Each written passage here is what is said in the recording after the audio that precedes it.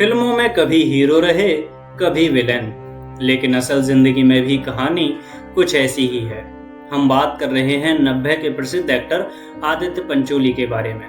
यूं तो कभी इन्हें बहुत धार्मिक किस्म का और भगवान में आस्था रखने वाला व्यक्ति माना गया, लेकिन जितने विवाद भरी जिंदगी इनकी रही है, शायद ही आपने किसी की सुनी हो। रेप करना, झगड़े करना, मारपीट करना और सेक्सुअली असॉल्ट करना, शायद कोई इल्जाम मुश्किल होगा जो इन पर ना लगा हो। यहाँ तक कि कोर्ट के द्वारा भी जुर्माने और सजा से इन्हें दंडित किया गया। साथियों, आज हम इनकी जिंदगी की कहानी आपको विस्तार से सुनाएंगे और वीडियो में आगे इनके जीवन से जुड़े बहुत सारे विवादों के बारे में भी आपको खुलकर बताएंगे, जिसके बाद आप खुद ही ये निश्चित करें कि एक हीरो रहे या विलेन। तो चलिए शुरू करते हैं ये दास्तान। जिंदगी की तलाश में हम। साथियों, आदित्य पंचोली का जन्म 12 सितंबर 1965 को मुंबई में हुआ था। उनके पिता राजन पंचोली एक फिल्म मेकर हुआ करते थे और उनकी मां अरुणा पंचोली ने भी कई हिंदी फिल्मों में काम किया था। उनके 2 भाई भी हैं, जिसमें से उनके एक भाई आनंद पंचोली दक्षिण अफ्रीका के दुर्बन शहर में एक इंडियन समर नाम का होटल चलाते हैं। उनकी बहन श्रद्धा पंचोली एक एक्ट्रेस है और उनके ताऊ दालसुखेम पंचोली एक फिल्म मेकर थे।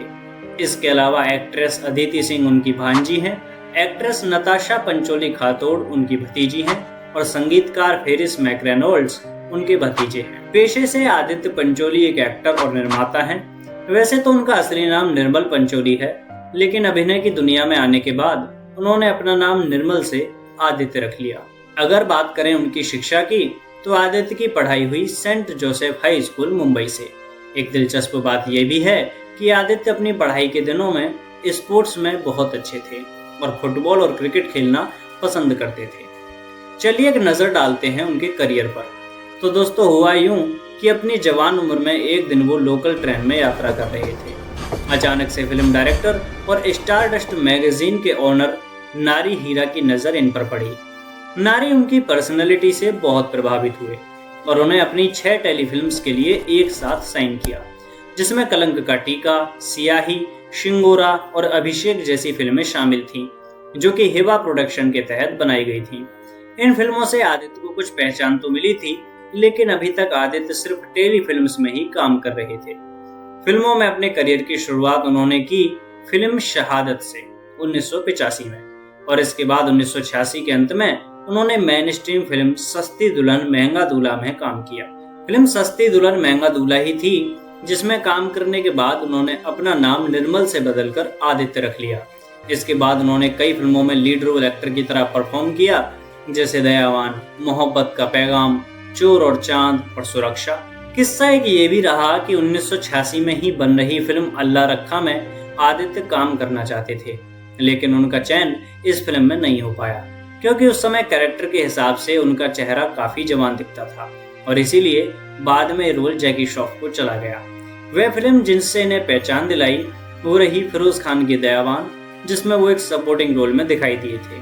फिल्म धर्मयुद्ध में सुनील दत्त, सुरेश ओबरॉय और शत्रुघ्न सिन्हा के साथ भी ये नजर आए और उसी साल के अंत में केसी बोकाडिया की कब तक चुप रहूंगी में उन्होंने लीड रोल एक्टर की तरह काम किया और यह पहली फिल्म थी जिसने उन्हें इंडस्ट्री में लीड रोल एक्टर की तरह स्थापित किया। उनकी सारी फिल्मों में साथ ही उनके करियर की सबसे अच्छी फिल्म मानी गई।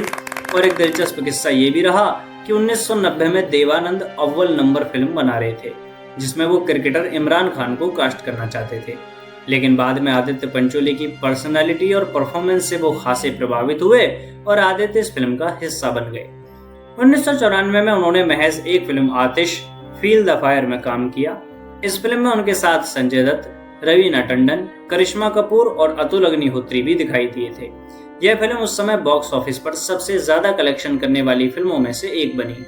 बाबा, मगर ये आग बहुत ही खड़ूस होती है, साली पेट्रोल को छूते ही बुलेट की तरह निकलती है। आदित्य फिल्मों में सिर्फ एक्टिंग तक ही सीमित नहीं रहे, बल्कि उन्होंने एक प्रोड्यूसर की तरह भी काम करने का मन बनाया, जिसके लिए उन्होंने एक्ट्रेस मंदाकिनी और उनके सेक्रेटरी अजीत देवन के साथ मिलकर एक प्रोडक्शन कंपनी बनाई, AMA प्रोडक्शन।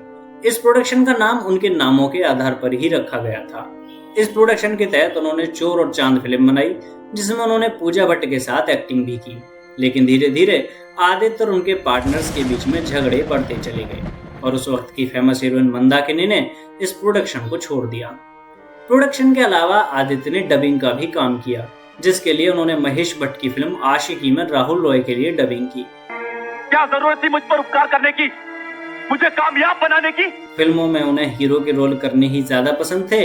इसके लिए कई बार इंडस्ट्री में ऐसा भी हुआ कि जब उन्हें फिल्मों में नेगेटिव रोल ऑफर किए गए तो उन्होंने साफ इनकार कर दिया।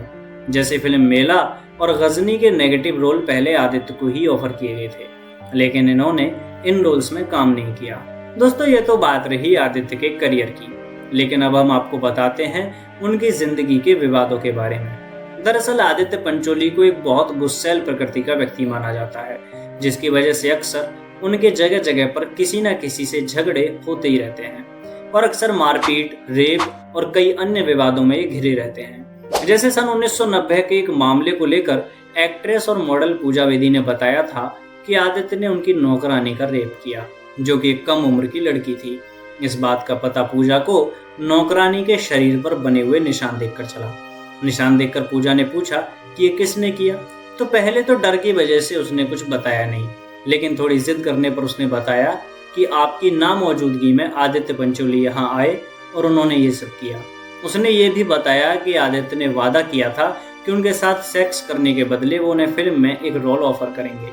यह सुनकर पूजा बेदी ने आदित्य के खिलाफ एक पुलिस कंप्लेंट फाइल की। ट्रायल चलने के बाद मामले में आदित्य को दोषी भी पाया गया। 2005 में उनका झगड़ा उनके पड़ोसी के साथ कार पार्क करने को लेकर हो गया। गुस्से में उन्होंने पड़ोसी को मारा और उसकी नाक तोड़ दी। जब पड़ोसी ने इस चीज को लेकर कोर्ट में शिकायत दर्ज की तो इसकी सुनवाई कोर्ट में 2016 तक चलती रही, जिसके बाद कोर्ट ने आदित्य को दोषी पाया और उन्हें 1 साल की सजा सुनाई और 20,000 का जुर्माना भी लगाया, जिसके बाद आदित्य ने हायर कोर्ट में इस फैसले के खिलाफ अपील फाइल की। 2011 में एक बार वो फ्लाइट से गोवा जा रहे थे। मौसम में गड़बड़ी होने के कारण जहाज सही समय पर अपने मुकाम पर नहीं पहुंच सकता था, जिसकी खबर पायलट ने यात्रियों को दी। इसी बात को लेकर आदित्य जहाज के पायलट से झगड़ गए और दोनों के बीच में अच्छी खासी बहस हुई। 2013 में उनके पड़ोसी के घर में रिनोवेशन का काम चल रहा था। आदित्य इसके शोर से परेशान थे और इसको लेकर उनके और पड़ोसी के बीच में झड़प हो गई। इसको लेकर उन्होंने पड़ोसी को घसीटा और उसे थप्पड़ भी मारा। पास में ही लगे सीसीटीवी में ये घटना दर्ज हो गई और आदित्य की खूब किरकिरी। साथियों, सिर्फ आदित्य ही नहीं बल्कि उनके बेटे सूरज पंचोली भी कुछ अपने पिता के नक्शे कदम पर ही चलते दिखाई दिए। जैसे कि 2013 में ही जिया खान मर्डर केस में उन्हें पुलिस ने गिरफ्तार किया। इल्जाम यह था कि सूरज ने जिया को आत्महत्या करने के लिए उकसाया था और आदित्य को भी इस मामले में कई बार घसीटा गया। 2015 में वो एक बार एक पब में गए हुए थे। उस पब में इंग्लिश गाने चलाए जा रहे थे। आदित्य ने डीजे वाले को बोला कि वो इंग्लिश गाने ना चलाकर हिंदी गाने बजाए, लेकिन डीजे बजाने वाले व्यक्ति ने इसके लिए मना कर दिया, जिसको लेकर दोनों के बीच झड़प हो गई। बात बढ़ती गई और होटल का बाउंसर आदित्य को रोकने के लिए बीच में आया तो आदित्य ने बाउंसर के ऊपर ही हमला कर दिया।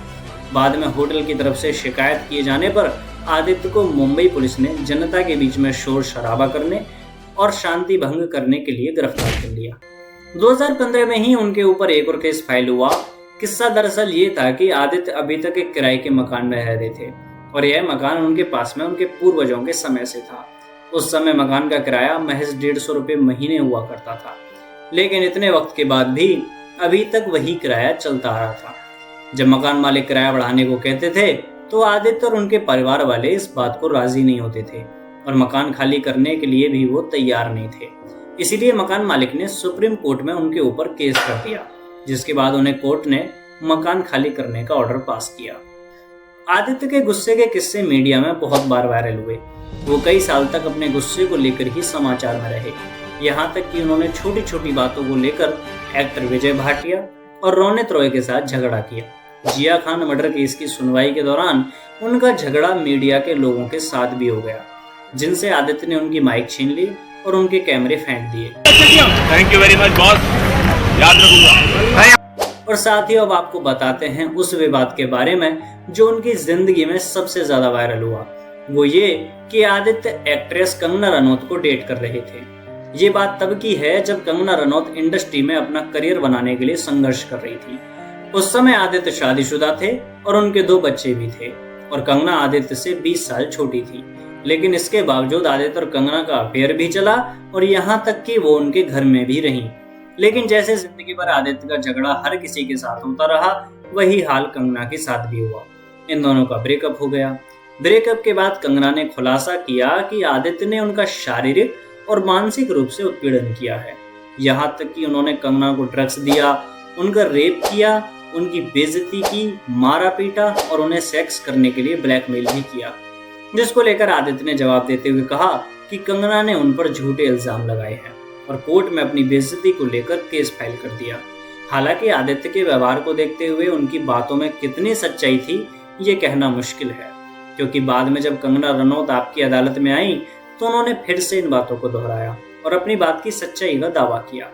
ऐसा नहीं कि इन दोनों के बीच झगड़ा सिर्फ अकेले में ही हुआ, यहाँ तक कि भरे बाजार भी इन दोनों के बीच झड़प हुई। जो लोग उस वक्त उस जगह पर मौजूद थे उन्होंने बताया कि कंगना एक रिक्शा में जा रही थी, जिसे आदित्य पंचोली ने रोका और उनसे बाहर आने के लिए जिद की। लेकिन जब कंगना ने इसके लिए मना किया तो उन्होंने उन्हें थप्पड़ मारा। इस बात का आदित्य ने जवाब देते हुए कहा था कि ये सब इल्जाम वैसे ही झूठे हैं जैसे कंगना की उनके साथ रिलेशनशिप झूठी है। देखो, दूसरों के ऊपर उंगली उठाने से पहले अपने गिरेबान में झांक के देखना चाहिए कि तुम्हारा पास्ट क्या है, तुम क्या हो, तुमने क्या क्या किया है। जी हाँ साथियों, आदित्य के हिसाब से कंगना के साथ उनका कोई रिश्ता कभी था ही नहीं, बल्कि उनके हिसाब से तो कंगना ने उनका इस्तेमाल अपने हिसाब से किया, अपना करियर बनाने के लिए, और भावनात्मक रूप से उनका फायदा उठाया और अपनी मजबूरी के दिनों में उनके पैसे का इस्तेमाल किया। खैर, असली मामला क्या है ये तो वक्त ही बताएगा, क्योंकि इन दोनों के झगड़े का केस कोर्ट में अभी तक चल रहा है। तो चलिए साथियों, आदित्य के विवादों की कहानी से निपटकर अब हम आपको बताते हैं इनके बारे में कुछ और भी दिलचस्प बातें। जैसे कि उन्होंने मार्शल आर्ट में ट्रेनिंग ले रखी है और उसमें काफी अच्छे हैं।